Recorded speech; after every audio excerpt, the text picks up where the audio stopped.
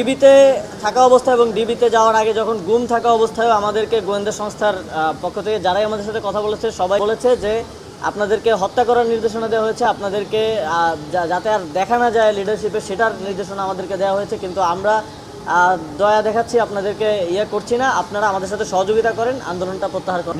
নির্দেশনা ছিল সরাসরি প্রধানমন্ত্রী, তৎকালীন প্রধানমন্ত্রী শেখ হাসিনার পক্ষ থেকে।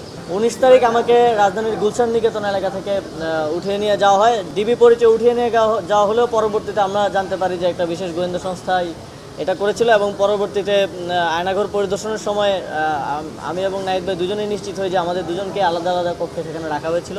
সেখানে আমাকে প্রথমত একটা ভিডিও বার্তা দেওয়ার জন্য চাপ প্রয়োগ করা হয় আন্দোলন প্রত্যাহার পূর্বক। সেটা দিতে সে সময় রাজি না হয় পরবর্তীতে আমাকে ইনজেকশন পুশ করে অজ্ঞান করে রাখা হয়। পরবর্তীতে যখন গণস্বাস্থ্য নগর হাসপাতালে আমি ব্লাড টেস্ট করি তখন ডাক্তাররা নিশ্চিত করেন যে প্যাথোডিন পুশ করা হয়েছিল।